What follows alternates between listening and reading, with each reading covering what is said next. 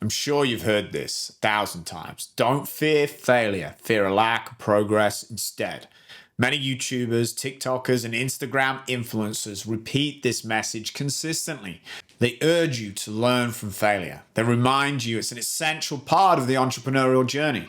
They tell us the world's most successful entrepreneurs, such as Elon Musk, Sarah Blakely, and Jeff Bezos, have all embraced failure on their journeys. Just like a child learning to walk, they learn by doing. Sure, the experiences of these entrepreneurs highlight the value of this mindset. Yet, how do we actually overcome the fear of failure? I used to hate failure. It's scary and embarrassing. It's painful not to succeed at something you set out to achieve. When I created my first YouTube video, nobody watched it. I felt like a complete failure, and I didn't want to record another one. What is often left unsaid by these self-help gurus is that it's natural for us to want to avoid failure. Our inherent psychological makeup seeks to evade uncertainty. It's part of our psychology, a pre-installed operating system, if you like. Today, I won't just repeat what you already know. Instead, I'll provide you with something helpful, a practical approach to cultivating a psychology that embraces failure. So you see failure as the opportunity it is, allowing you to grow and overcome the negativity associated with it. I'm Alex Knight, the inner coach. And what I'm about to share with you is not just a theory or a speculation or a bumper sticker. I've used these tools to upgrade my own psychology, and I've helped thousands of entrepreneurs do the same. In this video, I'm going to lay down the groundwork. I want you to understand why our psychology is programmed to avoid failure. Then I'll share with you 2 tools that you can use to start to change it. Look, learning to fear progress rather than failure isn't only useful in business. It can transform every area of your life. It can transform your health, your finances, and your relationships. So, if embracing failure is so valuable, why are we programmed to avoid it? Why is it we can't simply decide to embrace failure and learn from it? Why can't we simply just change our behavior? The challenge is that we have a natural psychology, as I explained earlier, a pattern of pre-programmed thoughts, beliefs, and behaviors. As an example, if you see a big angry bear running towards you, even if you don't know what a bear is, you'll run. If you see an object hurtling towards your eyes, you'll instinctively blink and duck out of the way. Breathing is a pre-installed behavior. Think of these behaviors and thoughts like the operating system for our mind. Like a computer has its own iOS, we have a deeply embedded iOS in our minds. Unlike changing the iOS on your computer, it takes work. It would be great if we could just install an update, deleting any unhelpful behaviors in our own iOS. But it's more complicated than that. We may never be able to delete avoidance of failure, but we can change the effect it has on us. So first of all, why did evolution give us an iOS to avoid failure as a critical feature? Well, think about it. Humans have lived as hunter-gatherers for most of our existence. And this way of life persisted until the advent of agriculture, which occurred around 10,000 to 12,000 years ago. As hunter-gatherers, we needed to be successful. Failure meant the possibility of death. We could only risk trying a few new things. If we failed at hunting, our tribe could starve. If we failed to find water, our family could die of thirst. If we failed to pick the right berries, our children would die of poisoning. So evolution prefers to avoid failure.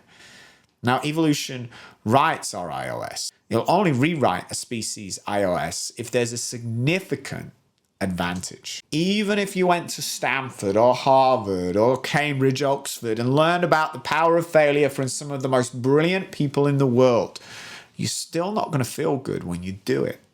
Intellectually, we understand the concept, but at an emotional and subconscious level, you experience massive discomfort when you decide to take on something that could mean failure.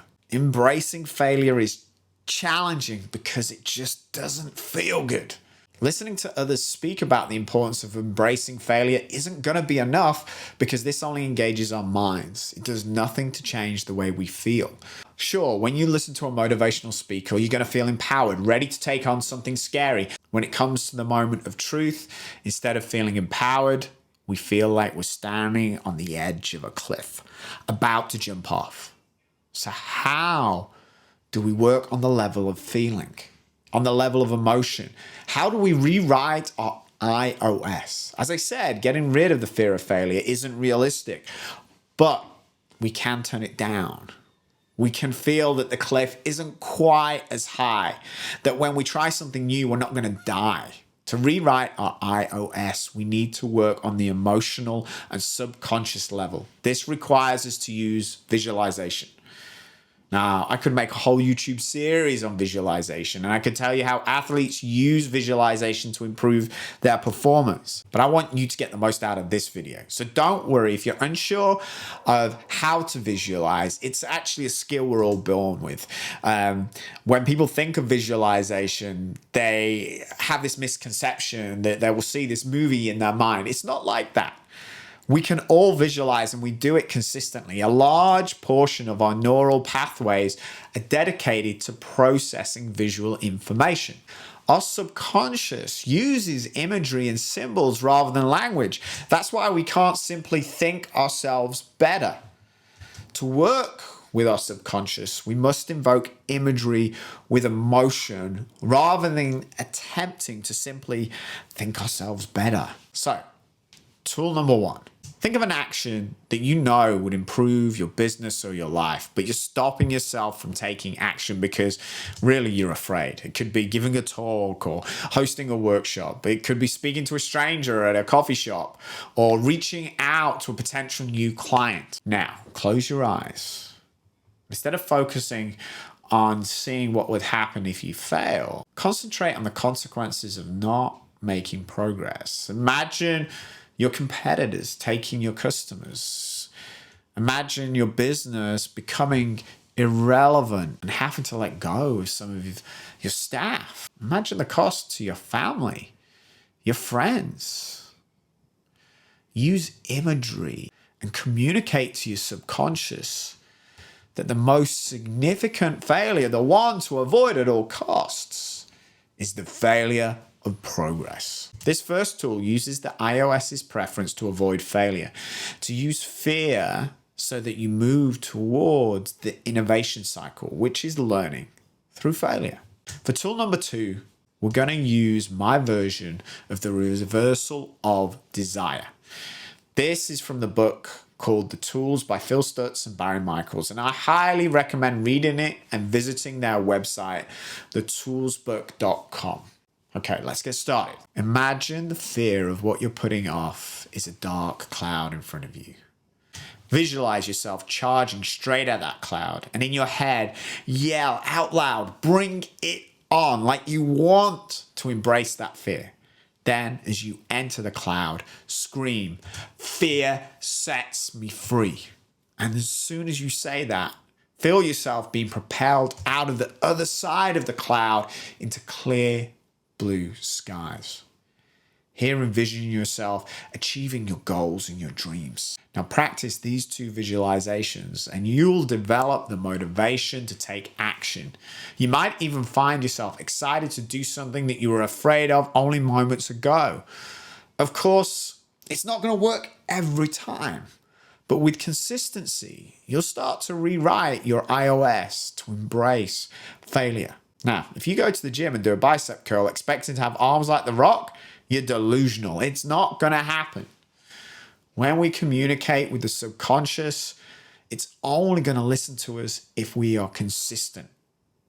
Practice these visualizations daily, every morning when you wake up and every evening before you go to bed. But most importantly, do it every time you feel yourself avoiding failure. When you procrastinate, start watching Netflix, or decide to do the easy thing rather than the hard thing. Use fear as a cue to use these tools. Once you've used the tool, especially the reversal of desire, take action straight away.